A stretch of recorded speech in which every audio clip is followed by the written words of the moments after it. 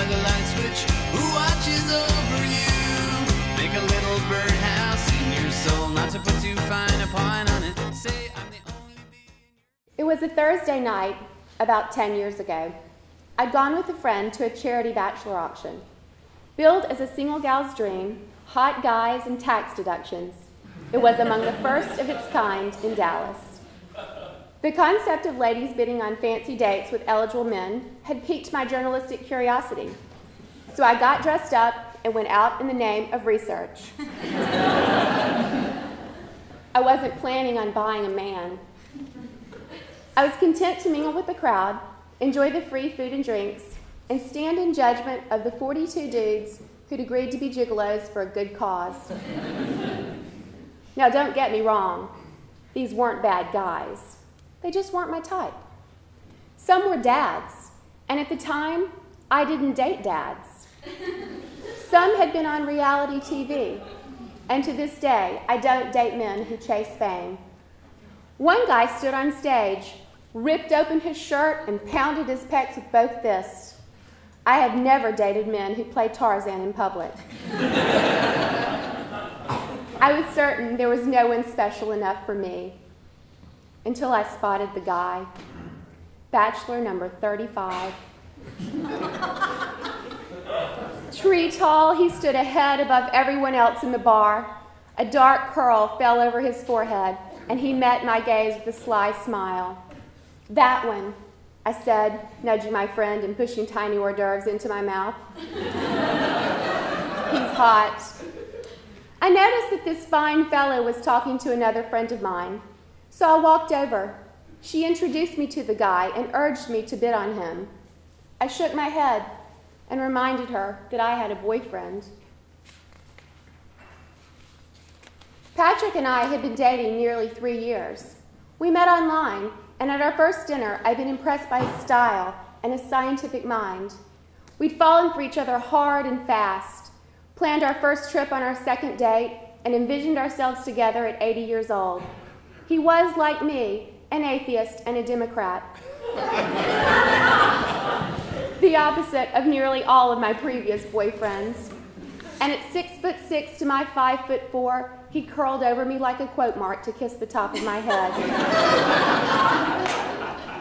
That melted me like butter every single time. But when the tech bubble burst, he lost his job, an inexplicable occupation involving an astronaut-like clean room soup and microchips. He struggled to get his career back on track. He became detached and depressed. In the months prior to the night I met the guy, he'd moved to Oklahoma to get a second master's degree, and we drifted apart. At one point, he suggested that maybe we should see other people. At another, when I asked him if he thought we'd get married, he said he might consider it in the future. That attitude had angered me, and my heart had grown conflicted. Standing in the bar, I studied the guy's photo in the auction program. His grin was genuine, and he looked like a man who laughed a lot. I wondered. And then the guy slipped up behind me and whispered in my ear, "You look like a movie star."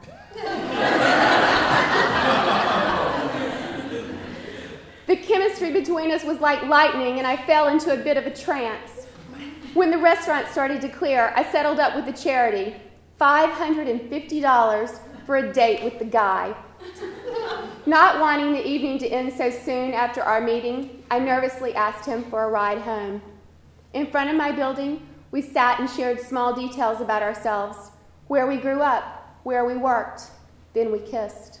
Hard, hot kisses, until I jumped out of the car, scrambling upstairs to call Patrick. "No big deal." That's what Patrick said when I told him about the guy. When I told him what I paid, he said, "Get your money's worth."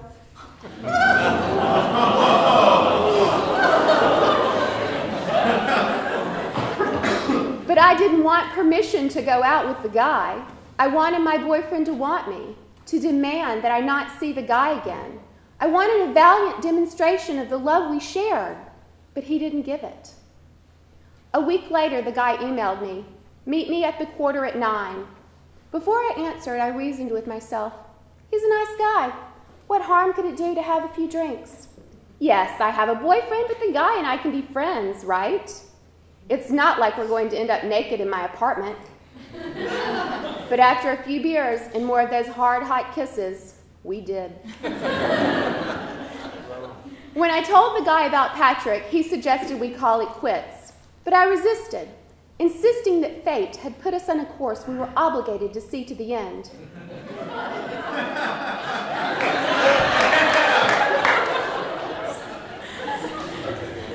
But the reality was much uglier than that. When I met the guy, I'd been lonely. I felt neglected by Patrick, forsaken and forlorn. Though I loved my boyfriend, I was no longer convinced he loved me. I'd become frustrated by his stoic nature and embittered by his apathy. I'd begun looking for what I wasn't sure, a new way to get his attention, a way out of the relationship, a different boyfriend. I couldn't say exactly, so I just kept seeing the guy, which was easy to do since Patrick was away at school. With each date, things escalated. First, it was brunch in Deep Ellum. Then it was happy hour beers and making out in his car. One night, we had too many Jack and Cokes, and McKinney Avenue seemed like a fine place to raise my skirt and show my bare ass.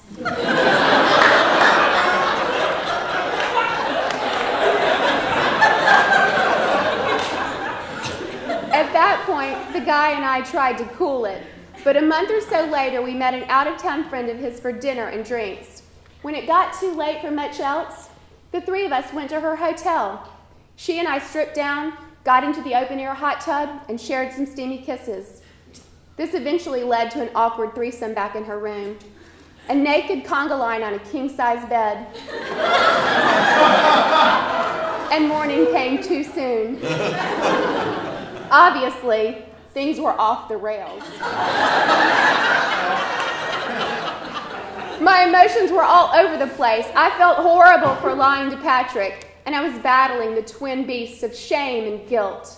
But I was also having fun. I was feeling listened to and cared for the first time in a while. Unlike my distant, depressed boyfriend, the guy called me to say goodnight. He comforted me when I had a bad day, and he checked on me when it stormed. Now, it's not that I thought the guy was the one. There were deal breakers for us both. He wanted babies. I'm more of a dog person.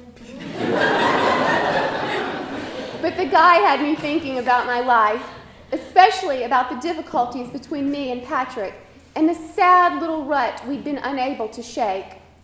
And so, after weeks of lying and the occasional tearful struggle to be honest about my loneliness, I broke up with Patrick in a fit of rage. He just didn't get it, and I was mad. I'd started to see what some friends had hinted at. Patrick wasn't a great boyfriend, and I'd been emboldened by the guy. Initially, our breakup seemed like sweet freedom. In short order, I moved to New York, got a job in publishing, and romped around Manhattan in a Sex and the City fantasy. I went out with a few men, a smoking hot Turkish intern at the UN, an ad exec who refused to have sex with me, a camera guy who shot toothpaste commercials and cried to me about his ex. But nothing stuck. I grew tired of my adventure and eventually returned to Dallas, where dating has felt more like a prison with a revolving door.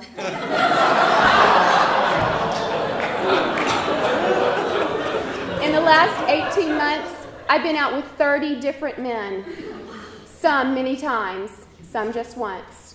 A couple of them confounded me.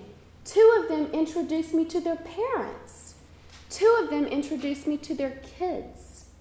A project manager bought me an expensive dress.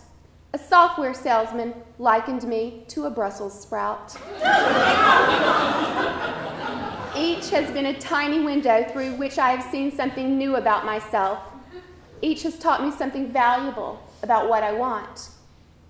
And what I want is to fall in love again.